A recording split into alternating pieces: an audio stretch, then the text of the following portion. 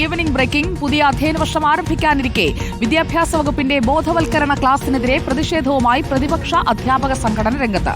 School തുറക്കുന്നതിന് പിന്നാലെ 2 ആഴ്ചക്കാലത്തേക്ക് നടത്തുന്ന പ്രത്യേക ക്ലാസുകൾക്കെതിരെയാണ് പ്രതിഷേധം.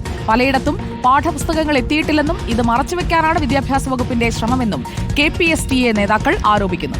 ലഹരി വ്യാപനം ഉൾപ്പെടെയുള്ള വിഷയങ്ങളിൽ ബോധവൽക്കരണ ക്ലാസ് നടത്താനുള്ള നീക്കം അക്കാദമിക ദിനങ്ങൾ നഷ്ടമാകാൻ കാരണമാകുമെന്നും KPSTA പറയുന്നു.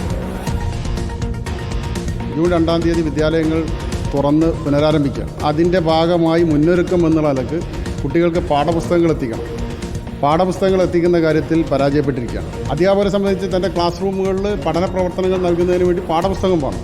ആ പാഠപുസ്തകം നൽകാൻ കഴിയാത്തത് കൊണ്ടാണ് അതിനെ മറച്ചു വെക്കുന്നതിന് വേണ്ടിയാണ് 15 ദിവസം ബ്രിഡ്ജ് കോഴ്സ് എന്ന് പ്രഖ്യാപിച്ച് മുന്നോട്ട് പോകുന്നത് എന്നുള്ളതാണ് KPSTA അഭിപ്രായം.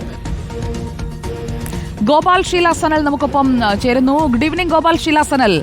ചില കാര്യങ്ങൾ മറച്ചുവെക്കാൻ മറ്റു ചില കാര്യങ്ങൾ ചെയ്യുന്നു, അതാണിപ്പോൾ ആരോപണമായി നമ്മൾ കേട്ടത്. പലയിടത്തും പാഠപുസ്തകങ്ങൾ എത്തിയിട്ടില്ല എന്ന KPSTയുടെ വാദത്തിൽ എത്രത്തോളം കഴമ്പുണ്ട്? ഈ ട്രെയിനിങ്ങിനെ എന്തുകൊണ്ടാണ് അവർ എതിർക്കുന്നത്?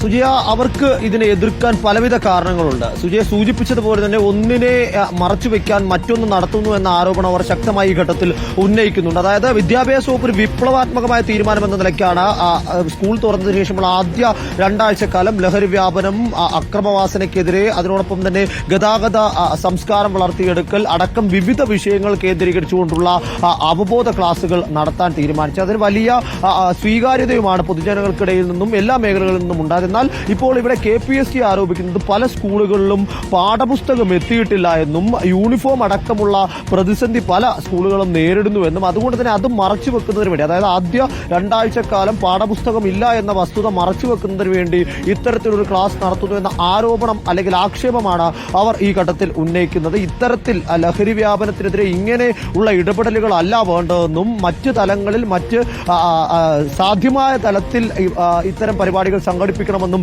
KPSTA ആവശ്യപ്പെടുന്നു. അതോടൊപ്പം തന്നെ അവർ സൂചിപ്പിക്കുന്ന മറ്റൊരു പ്രധാനപ്പെട്ട കാര്യം അക്കാദമിക ദിനങ്ങളെ സംബന്ധിച്ച വിഷയമാണ്. കഴിഞ്ഞ അക്കാദമിക് കലണ്ടറുമായി ബന്ധപ്പെട്ട് വലിയ തർക്കങ്ങൾ ഉയർന്നു വന്നിരുന്നു. 220 ദിവസങ്ങളായി അക്കാദമിക് കലണ്ടർ ഉയർത്തുകയും ആ കേസ് ഹൈക്കോടതിയിൽ അടക്കം കയറുകയും അതിന് പ്രത്യേകം കമ്മീഷനെ അടക്കം വെച്ച് പഠനം നടത്തുകയും ഇന്ന് അതുമായി ബന്ധപ്പെട്ട വിശദമായ ഒരു ചിത്രം വിദ്യാഭ്യാസ മന്ത്രി നേരിട്ട് തന്നെ ഈ അക്കാദമിക ദിനങ്ങളുമായി ബന്ധപ്പെട്ട് വ്യക്തമാക്കുകയും ചെയ്തിരുന്നു. അത്തരത്തിൽ അക്കാദമിക ദിനങ്ങളുമായി ബന്ധപ്പെട്ട പിടിവലിയും തർക്കവും നിൽക്കുമ്പോഴാണ് ഈ ആദ്യ 2 ആഴ്ചക്കാലം ഈ പൂർണ്ണമായും അക്കാദമിക വിഷയങ്ങളുടെ പഠനം മാറ്റിവെച്ചുകൊണ്ട് ഇത്തരം അവബോധ ക്ലാസുകൾ എന്തിനാണെന്നാണ് അധ്യാപക സംഘടന ചോദിക്കുന്നത്. അതിനുള്ള മറുപടി എന്താണെന്ന് അറിയാൻ നമുക്ക് കാത്തിരിക്കാം. പ്രത്യേക ക്ലാസുകൾക്കെതിരെയാണ് KPSTA ഇപ്പോൾ രംഗത്ത് വന്നിരിക്കുന്നത്.